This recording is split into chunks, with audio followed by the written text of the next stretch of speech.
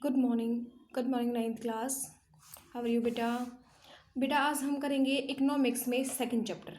ठीक है, जो मैंने वीडियो सेंड की थी आपने वो ध्यानपूर्वक देखी होगी। आज हम क्या करेंगे, टेक्सचुअल क्वेश्चन करेंगे। तो ये आप अपनी फेयर नोटबुक में लिखेंगे बेटा। नोट्स कंप्लीट कीजिए और लर्न कीजिए। संसाधन के रूप में लोग से आप क्या समझते हैं? संसाधन क्या था कि हमारी जो आवश्यकताओं को इजी करे, मतलब हमारे काम को जो भी चीज़ आसान करे, उसको हम क्या बोलते हैं? संसाधन। ठीक है, मैंने एग्जाम्पल भी बताए थे आपको। संसाधन के रूप में लोग से अभिप्राय है देश के कार्यशील लोगों से है कि ठीक है कि लोग क्या हैं? कार्यशील है, मतलब कंटिन्यू वो अपना अपना कार्य कर रहे हैं और क्या है? प्रगति कर रहे हैं, जिसमें निपुणता और योग्यता प्राप्त हो। जैसे हम इतनी बड़ी हमारे जैसे क्या है? मशीनें आई हुई हैं। ठीक है, अगर हमने फसल काटनी है तो उसके लिए भी अच्छी अच्छी मशीनें आई हुई हैं। तो वो क्या है? हमारे काम को क्या करती है? आसान कर देती है। तो हम उसमें क्या होते हैं? हमें उसमें योग्यता भी मिलती है कि हाँ हमारा काम ईजी हो गया और अच्छे तरीके से हो गया। संसाधन के रूप में देश में क्या है? सकल राष्ट्रीय उत्पाद में योगदान देते हैं। ठीक है, सकल राष्ट्रीय उत्पाद क्या थे? हमारे जो घरेलू उत्पाद होते हैं। उत्पादन के दूसरे संसाधनों के भांति जनसंख्या भी एक संसाधन है। ठीक है, जनसंख्या क्या है? एक संसाधन है जिसे मानव संसाधन कहा जाता है। नेक्स्ट क्वेश्चन क्या है बेटा हमारा?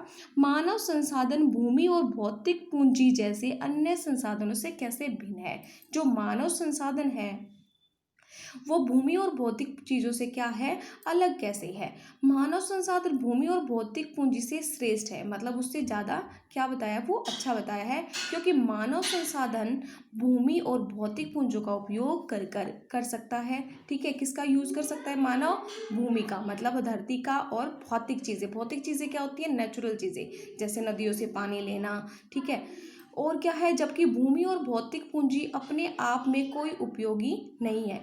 अगर क्या है? जब तक मानव उस पर कोई काम नहीं करेगा भूमि पर, अगर वो बीज ही नहीं लगाएगा तो वो क्या है? हमारी कोई फसल नहीं होएगी। ठीक है, ऐसे नहीं होएगा। जब तक मानव उस पर काम नहीं करेगा तो वो क्या है? हमारे लिए कोई उपयोगी नहीं है। ओके, नेक्स्ट क्या है? मानव संसाधन के बिना भूमि और भौतिक पूंजी का कोई उपयोग नहीं रह जाता। जब तक वहाँ पे क्या है? मानव उस पर काम ना करें, ठीक है, जब तक वो क्या है? हमारे लिए व्यर्थ है। नेक्स्ट क्वेश्चन क्या है? मानव पूंजी निर्माण में शिक्षा की क्या भूमिका है? ठीक है, इस यहाँ पे क्या बात है कि मानव पूंजी, मतलब अगर मानव कुछ भी कमाता है, कोई भी उसके कमाई का साधन है, तो शिक्षा का क्या महत्व है उसमें?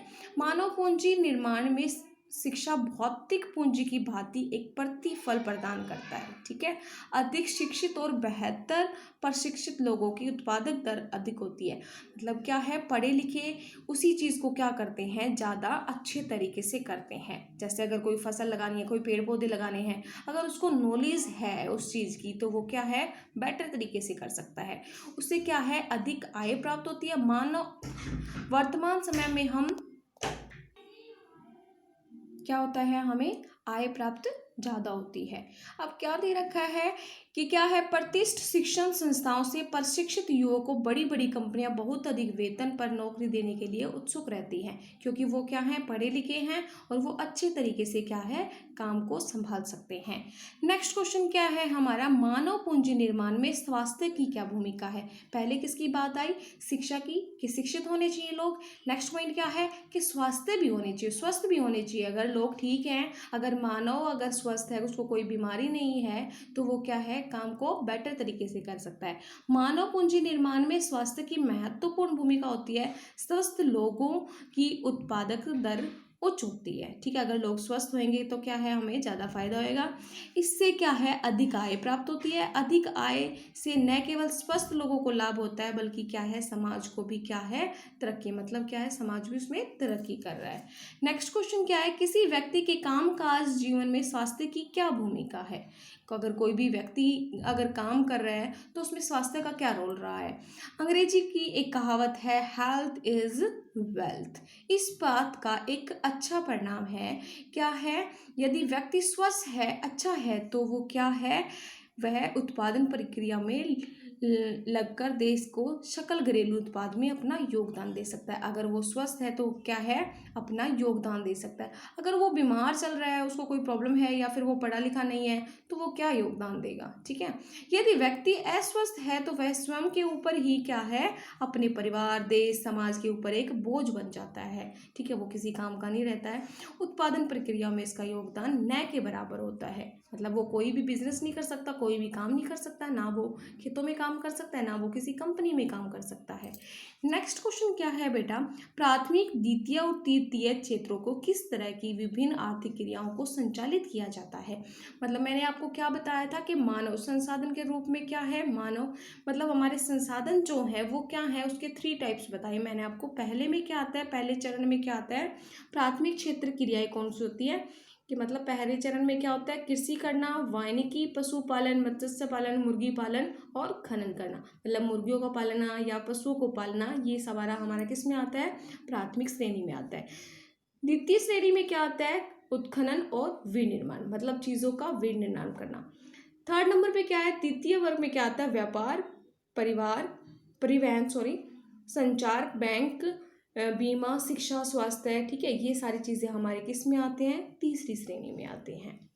अब नेक्स्ट क्वेश्चन क्या है बेटा, आर्थिक और गैर आर्थिक क्रियाओं में क्या अंतर है, ठीक है। तो हम इसमें अंतर स्पष्ट करेंगे। क्या है, ऐसी क्रियाएं जिसमें व्यक्ति को आय प्राप्त होती है आर्थिक क्रियाएं कहलाती हैं। जिसमें व्यक्ति क्या है, अपना काम कर रहा है और उसको आर्थिक क्या है, मतलब जैसे कृषि करना, पशुपालन करना, मछली पकड़ना, ठीक है, अस्पताल, बैंक इत्यादि। मतलब वहाँ पे क्या है कि अपना काम, खुद का काम होता है, वो पशु, खुद के पशु होते हैं, उनको पालता है, उनके मतलब जो भी उनसे दूध मिलता है उसको बेचता है, वो अपना क्या है, काम करता है, ठीक है। तो ये क्या है, उसका खुद का बिजनेस है। गैर आर्थिक क्या होती हैं, ऐसी क्रियाएं जिसमें व्यक्ति को आय प्राप्त नहीं होती है, गैर आर्थिक क्रियाएं कहलाती है। जैसे गृहिणी द्वारा घर में काम, जैसे हमारे मम्मी होती है, हमारी माँ होती है, घर में काम करती है, ठीक है, तो उससे हमें आय नहीं प्राप्त हो रही है, पर वो क्या है, देखभाल और अध्यापक द्वारा घर में अपने बच्चों को पढ़ाना, पर वो क्या करती है, घर के काम करती है और आपको क्या है, अपना वर्क करवाती है, मतलब अपने घर पे बैठ के अपने बच्चों को पढ़ाती है। तो वो भी क्या कर रही है, काम कर रही है, ठीक है, पर उससे क्या है, आय प्राप्त नहीं हो रही है। नेक्स्ट क्वेश्चन क्या है, महिलाओं क्यों निम्न वेतन वाले कारकों को नियोजित करती है। एक तो अधिकांश महिलाएं पास बहुत कम शिक्षा और निम्न क्वेश्चन स्तर होता है। मतलब पहले क्या था, पहले की बात थी, आज अलग टाइम है। पहले औरतों को नहीं पढ़ने दिया जा रहा था, तो उनके पास क्या होती थी, निम्न मतलब कम स्तर पे शिक्षा होती थी, इसलिए उन्हें पुरुषों की अपेक्षा क्या है, कम प्रतिशत दिया जाता था, मतलब कम योगदान दिया जाता। दूसरी, अधिकतर महिलाएं वहाँ काम करती थी जहाँ नौकरी की सुरक्षा नहीं होती, मतलब जहाँ पे औरतें सुरक्षित नहीं है वहाँ पे वो वैसे भी काम नहीं करेंगी। कानूनी सुरक्षा का भी अभाव था, मतलब पहले क्या है, कोई इतना ध्यान नहीं देता था, ठीक है, और कानूनी सुरक्षा भी नहीं थी, आजकल है, ठीक है, कि हम सेफ हैं।